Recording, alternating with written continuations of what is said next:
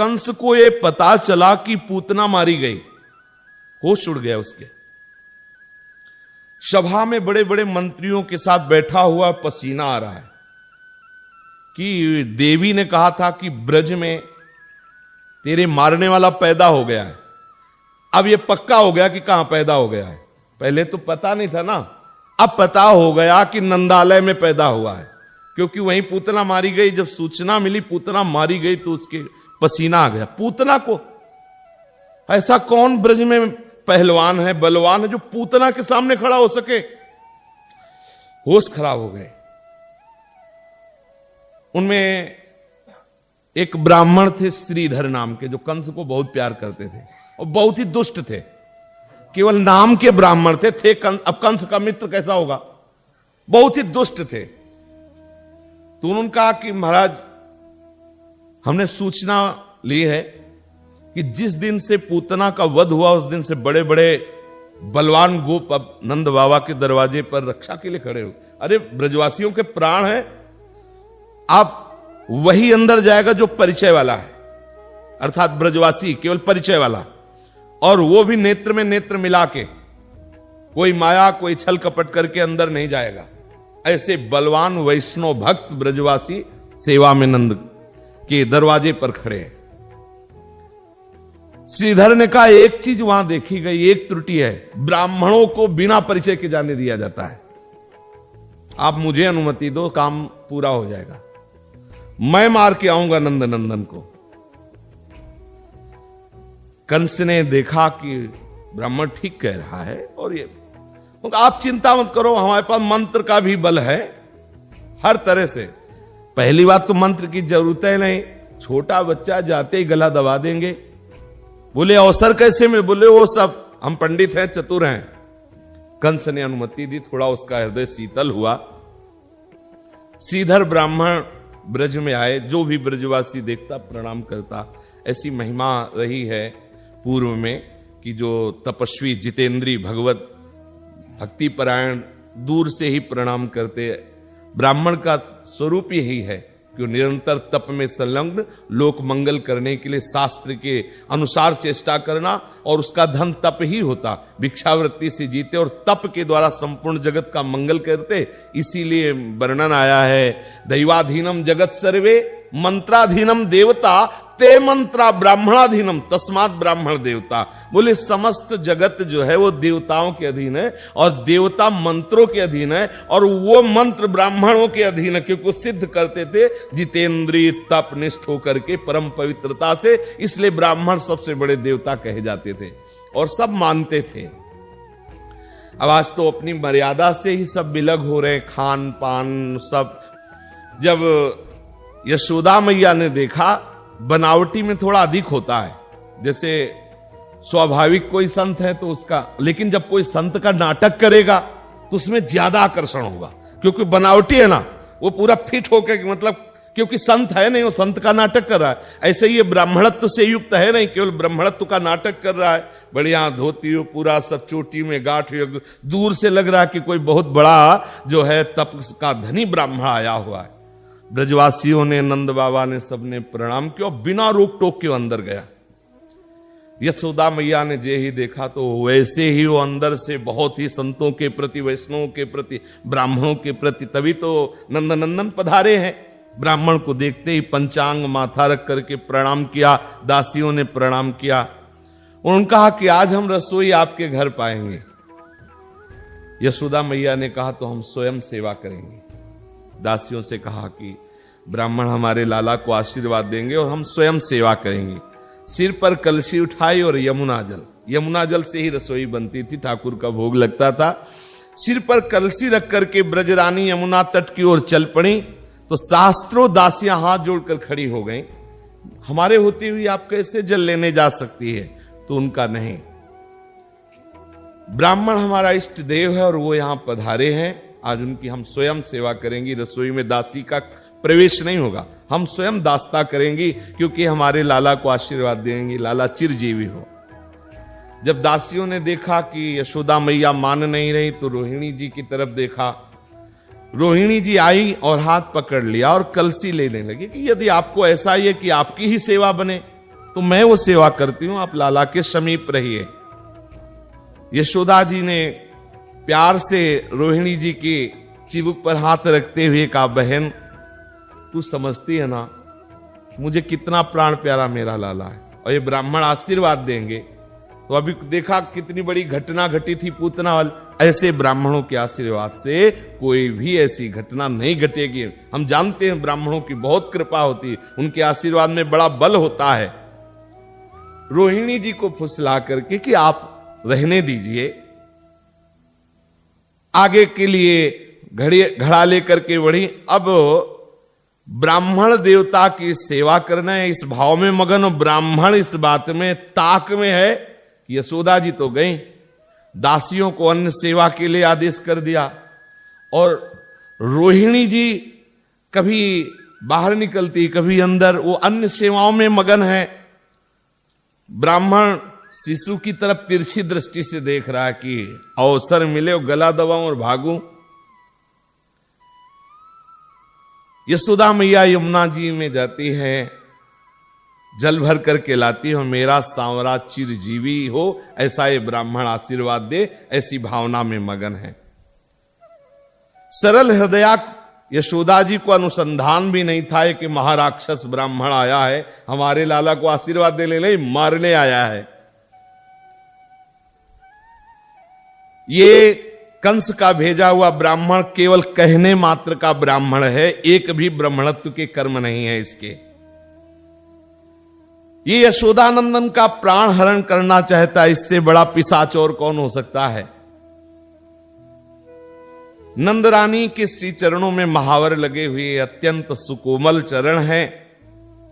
रोहिणी जी का चित्त बार बार यशोदा जी पे रखा हुआ है कि एक तो वैसे ही कमजोर हो गई है, प्रसव काल के बाद माताएं कमजोर हो जाती हैं, और इतनी सुकुमार है, वो स्वयं जल लेने ब्राह्मण के लिए गई है, कहीं ऐसा ना हो कि परिश्रम से मूर्छित हो जाए।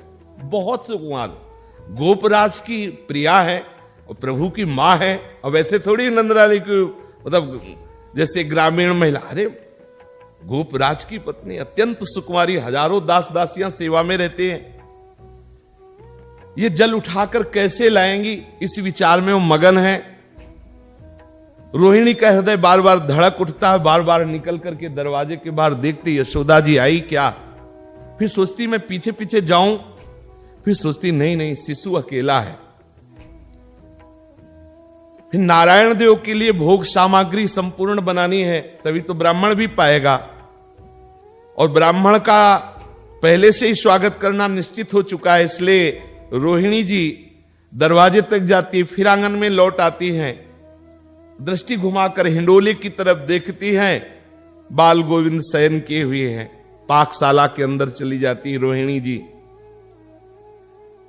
और ब्रजेंद्र जिस दिन से पूतना का वध हुआ था उस दिन से नियम ले लिया था, ब्रज के बाहर नहीं जाएंगे, यहां तक कि हम गोष्ठ में भी नहीं जाएंगे, क्योंकि लाला को तनिक भी कहीं खरोच लग जाए ऐसा ठीक नहीं। पर आज जब देखा कि कई दिन से कुछ किसी भी तरह का उपद्रव नहीं हुआ, तो समीप ही गोष्ठ थी, गौशाला थी, वो समीप ही गौशाला में चले गए। अंदर ही अंदर वो सशंकित, अगर एक कदम भी लाला से दूर होते तो शंका आ जाती। नेहम स्थेयम बहुतिथम संत्युत्पाताश्च गोकुले, जब से वसुदेव जी ने कहा कि आपको यहां टिकना नहीं चाहिए, शीघ्र जाना चाहिए, गोकुल में कोई उत्पात हो सकता है, उस दिन से आज तक बाबा का हृदय चैन नहीं पाया। आते ही पूतना को एक कदम लाला से दूर होते हैं तो सशंकित हो जाते हैं, भयभीत हो जाते हैं, कुछ ऐसा ना हो जाए, बार बार मुड़ के देखते हैं। ऐसा ही उपासक को होना चाहिए। तद स्मरणेन परम व्याकुलते थे, एक क्षण भी प्रीतम के नाम से अलग नहीं होना चाहिए। अगर जरा भी आभास हो क्या मैं दूर हो गया क्या, तो व्याकुलते थे, परम व्याकुलते थे, व्याकुल राधा राधा राधा राधा व्याकुल हो जाना चाहिए। तो गोकुल के बाहर जाना तो दूर रहा, कभी महल से बाहर नहीं हुए थे, बार बार वो शिशु को ही देखते रहते थे नंद बाबा। पर आज हिम्मत करके और नारायण नारायण नारायण इष्ट का स्मरण करते हुए वो गौशाला में चले गए कि देखिए अब तो बड़ा सुरक्षित है, कोई ग्वाल बाल भी रक्षा में है, कोई अभी तक ऐसा अपशकुन हुआ नहीं। जे भी गौशाला में गए हृदय धड़कने लगा। प्रीति में ऐसा होता है, अधिक प्रीति मन भा संदेहा। तत्काल हाथ ऐसे उठाए, यदि नारायणेन त्वं दत्तोऽसि कृपणाय मे तेनैव सर्व निर्वोढा सोढ़ा च मम दुर्नयः। हे करुणामय नारायण, यदि आपने कृपा करके मुझ कृपण को ऐसा परम धन दिया है लालजू के रूप में, तो आप ही रक्षा करना। घबरा गए बाबा, यह है प्रीति का स्वरूप। थोड़ा बिलग हुए, हृदय व्याकुल हो गया। निर्वोढ़ा मतलब नारायण ही रक्षा करें। बार बार हृदय से अवश्य रक्षा करेंगे मेरे प्रभु, अवश्य रक्षा करें। हे नारायण, मेरे अपराधों का फल कहीं मेरे लाला को न मिले। जो दंड देना हो मुझे दे देना, मेरे लाला को खरोच न लगे। ब्रजराज के सामने तो बाल गोविंद का मुख विराजमान है। इतना भावावेश बढ़ा कि नारायण निर्वोढ़ा ऐसा पुकारने। नारायण ही रक्षा करेंगे, निर्वाह करेंगे, नारायण ही निर्वाह करे। और अश्रु प्रवाह होने लगा बाबा को। हृदय से जो धैर्य था वो गया, दौड़ पड़े। अभी गोष्ठ में आए थे, दौड़ पड़े, आत्मविस्मृत हो गए। दौड़ के आए और पलना में जब देखा कि लाला शयन कर रहा है, फिर हृदय में धैर्य हुआ। ब्रजपुर में कोई विपत्ति ना आ जाए इसलिए रोज उत्सव मनाया जाता था। रोज भगवान नाम कीर्तन होता, रोज संतों का स्वागत होता था। कोई भी विघ्न हमारे लाला के ऊपर ना अनिष्ट कर दे। बाबा फिर सावधान होकर गोष्ठी की ओर चले। बाबा जब लाला को देखने आए तो ये श्रीधर ब्राह्मण बिल्कुल दृष्टि लगाए हुए बैठा था, पर उसे अवसर नहीं मिल रहा था। आना जाना सबका लगा हुआ था। पाकशाला में रोहिणी जी निश्चिंत हो गई। रोहिणी जी को लगा कि इतनी दास दासियों में कुछ तो वहां है ही जो धाय रूप से सेवा में है, और जो धाय स्वरूप दासियां थी उनको लगा कि रोहिणी जी तो है ही लाला के पास, तो वो अन्य कार्य में और रोहिणी जी पाकशाला में। ब्रजेंद्र नंदन अकेले पालने में। नीच बुद्धि ब्राह्मण की दृष्टि ब्रजेंद्र नंदन का गला दबाने के लिए। बढ़िया अवसर आ गया। उसने समझा अभी समय एकांत है। श्रीधर दृष्टि जमाया प्रभु पर। वस्तुतः वो प्रभु को देख ही नहीं पा रहा था। एक छोटे से पालने में, और मैया उस पालने की डोरी खोल गई थी कि कोई झुला न दे, क्योंकि अगर कहीं वो ज्यादा झुला दिया और मेरा लाला डर गया तो शिशु को कोई वेग से झुला न दे, इसलिए डोरी खोल गई थी और एक सूप उल्टा खड़ा कर गई थी, किसी की नजर न लगे, अमंगल न हो। एक ग्रामीण टुटका होता है। सूप को पलटा करके रख दिया था कोने में, किसी का दृष्टि दोष भी लाला का स्पर्श न करे। भला विचार करो कैसी प्रीति है यशोदा जी की, कि जिनके भय से पवन संचालित होता है, जिनके सूर्य भयभीत होकर प्रतिदिन आज्ञा अनुसार क्षितिज में प्रकाशित होते हैं और तेज प्रकाशित करते हैं, वर्षा बरसती है, अगणित तारागण जिनके भय से चमकते हैं, जिनके भय से भयभीत होकर तरु वल्लरियां वनस्पतियां समय पर कुसुमित होती है, समय पर खिलती है, समय पर फल देती हैं, जिनके डर से सरिताएं प्रवाहित होती है, सागर अपनी मर्यादा पर रहता है, जिनके भय से अग्नि प्रज्वलित होती है, जिनके भय से पृथ्वी जल में नहीं डूबती है, जिनका शासन बांध करके आकाश सबको जीवित को श्वास प्रश्वास देने का अवकाश, जिनके भय से ब्रह्मा विष्णु महेश सृजन पालन और संहार में तत्पर हैं, काल के भी महाकाल ब्रजेंद्र नंदन को दोष दृष्टि न लग जाए इसलिए सूप पलटा के रखे हुए हैं। ये कितने अद्भुत प्रेम की बात है। देखो अद्भुत अविगत की गति, कैसो रूप धर्यो है हो, तीन लोक जाके उदर बसत, सो सूप के कोने पर्यो है हो। सूप रक्षा करेगा, उल्टा करके रख दिया, इन पे नजर न लगे। ये वात्सल्य की महिमा है। श्रीधर जैसा मलिन ब्राह्मण भला कैसे प्रभु को पहचान सकता है? वो कंस का कंटक दूर करने की भावना से आया था, पर है तो भाग्यशाली ही। किसी भी बहाने से प्रभु को छुएगा, प्रभु को देख रहा है। अब वो मलिन अंतःकरण वाला ब्रजेंद्र गृहिणी यशोदा के आने के पहले ही बालक को मारने का निश्चय कर लिया। ब्रजेंद्र नंदन लालजू के सामने एक बड़ी भारी ये घटना घटने वाली है। वो इस विचार में मगन कि पूतना को तो मार दिया, अब इसको कैसे मारे। चोटी में गांठ लगाए, यज्ञोपवीत पहने हैं, पूरा ब्राह्मण का है भी ब्राह्मण, अत्याचारी कंस का मित्र है, पर है तो ब्राह्मण ही। विचार कर रहे हैं कि ब्राह्मणोत्कुलपन्न है श्रीधर, और मुझे नमो ब्रह्मण्य देवाय कहा गया है। क्या करूं, कैसे इससे छुटकारा पाऊं? और अगर कहीं ब्रजवासियों ने जान लिया कि ये इस भाव से आया, तो किसी भी ब्राह्मण को बख्शेंगे नहीं। अब मैं शास्त्रों में ब्राह्मण को आराध्य देव भी घोषित कर चुका हूं अपना। प्रभु इसी विचार में है कि आखिरकार इसके साथ व्यवहार क्या करे। तो शिशु रूपधारी ब्रजेंद्र नंदन मन में निश्चय करते कि बाभन मारे नहीं भलाई, ब्राह्मण को मारना ठीक नहीं है, परंतु जैसे फोड़ा हो जाए, पकने लगे तो ऑपरेशन करना तो आवश्यक है ही है। अंग याकों में देव नसाई, इसको अंग भंग कर दूं, जान से तो ना मारूं। यशोदानंदन ने ऐसा निश्चय कर लिया कि नजदीक आएगा तो इसको सीख दे देंगे अच्छी, पर जान से नहीं मारेंगे।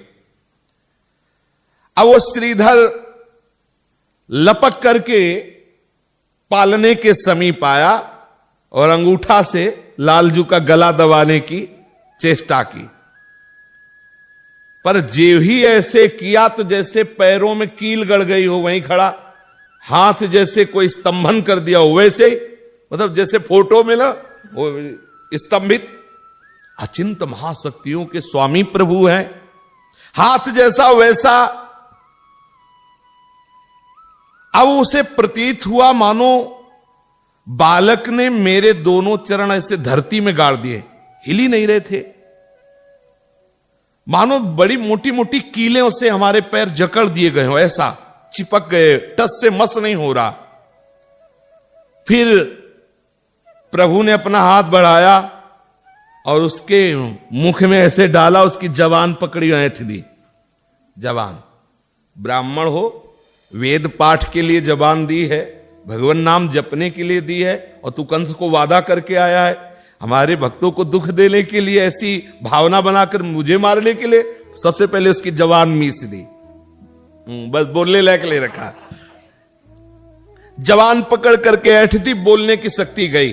अरे ठाकुर जी अगर ऐसे देख ले तो सरस्वती भी बोलने लायक न रह जाए, और सरस्वती में जो बोलने की सामर्थ्य है वो हमारे गोविंद से ही तो है।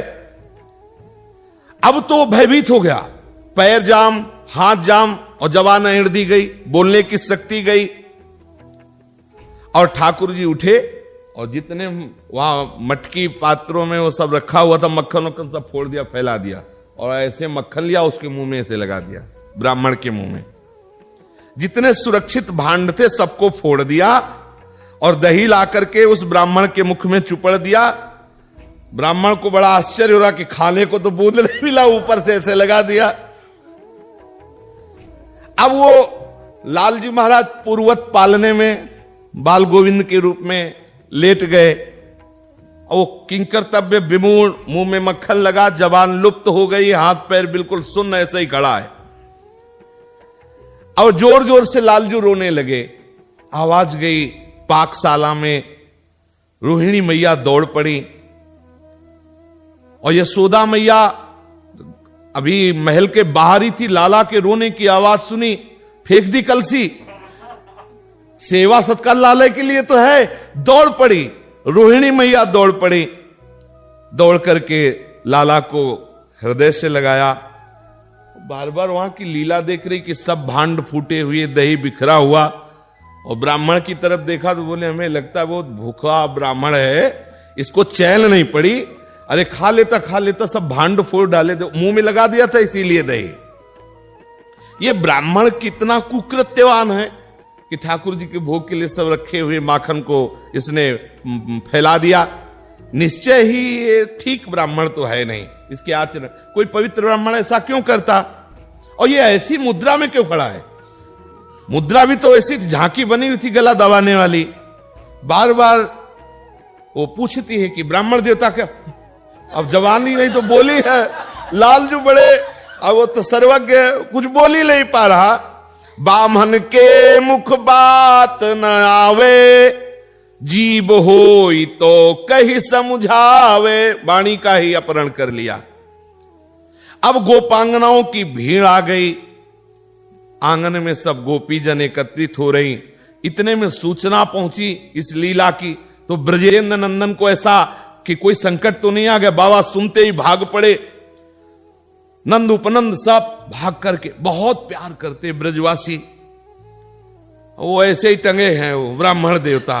सबने आके दर्शन, मतलब हो, ब्राह्मण से हिल भी नहीं रहे, पूछ रहे तो कुछ बोल भी नहीं पा रहा। निश्चय हुआ कि ये कोई अमंगल कृत्य करना चाहता था। मेरे आराध्य देव नारायण ने रक्षा कर ली मेरे बालक की। बाबा ने हिलाया, प्रभु अचिंत शक्ति ना, ढीला कर दिया तो छूट गया, वो मुक्त हुआ। बाबा ने कहा इसको ब्रज की सीमा के बाहर कर दो, ये अनिष्ट करने के लिए आया था, ये ब्राह्मण सरल स्वभाव वाला नहीं है। और इस ब्राह्मण को भिक्षा देने की भी जरूरत नहीं है, क्योंकि सबने देख लिया कि उसकी मुद्रा थी गला दबाने वाली लाला की। ब्रजरानी तो कांप गए कि अब कोई भी आवे उसके स्वागत के लिए लाला को छोड़ के नहीं जाएंगी बाहर। वात्सल्य पूरित हृदय से अपने लाला को एकटक देख रही है, कभी स्तनपान करा रही, कभी बार बार मुख चुंबन कर रहे, दुग्धपान, मेरा लाला, बार बार मुख चुंबन कर रहे हैं। कभी भाव में भरकर लाला के अत्यंत सुकुमार केस हैं, उनको ऐसे सहला रही, मुख निहारती जा रही है, सोच रही कौन से हमारे भाग्य जो मुझे ऐसा लाला मिला। अद्भुत अनुपम सौरभ श्री लालजू के अंगों से निकलता रहता, सुगंध संपूर्ण नंदालय सौरभ रहता। अगरबत्ती लगाने की जरूरत नहीं, इत्र छिड़कने की जरूरत नहीं, क्योंकि जहां से सुगंध प्रकट होती उसके आलय है श्री लालजू। उनके श्री अंग से अद्भुत सौरभ। अब तो नियम हो गया कि एक क्षण के लिए भी लाला को नहीं छोड़ना, कोई न कोई यहां रहे। लाला के वस्त्र बदले गए, लाल बिहारी को सुंदर सुंदर उट्टन लगाकर स्नान कराया गया, और मंगल में ब्राह्मणों को बुलाया गया कि स्वस्ति वाचन पढ़िए। बच गया, नहीं तो ये ब्राह्मण रूप में पता नहीं कौन आया था जो हमारे लाला का अनिष्ट करने वाला था। अब ये श्रीधर पहुंचा कंस के पास, कंस ने कहा काम हो गया, तो वाणी तो थी उलुलुलु वैसे करता, वैसे कुछ बोल तो सकता नहीं, और वैसे भी हालत जैसे लकवा मार गया हो ऐसे ही हालत खराब थी। कंस को फिर परेशानी हुई कि ये भी कुछ नहीं कराया, इसका तो हालत ही खराब हो गई। तो राधे राधे जी, श्री हरिवंश। हमें पूरी उम्मीद है कि आप लोगों को पूज्य महाराज जी का आज का ये सत्संग बहुत ही ज्यादा पसंद आया होगा, और आपको इस सत्संग से काफी कुछ सीखने को भी मिला होगा। तो आपको इस सत्संग के अलावा और किसी भी विषय के बारे में अगर कुछ भी महाराज जी की वाणी में जानना हो तो आप लोग हमें नीचे कमेंट्स करके जरूर बताइए। हम आने वाली वीडियो में आप लोगों के उस प्रश्न को लेकर महाराज जी का नया सत्संग अपलोड कर देंगे, ताकि आप लोगों को अपने भक्ति मार्ग में बहुत ही ज्यादा आसानी मिले। तब तक के लिए राधे राधे, श्री हरिवंश।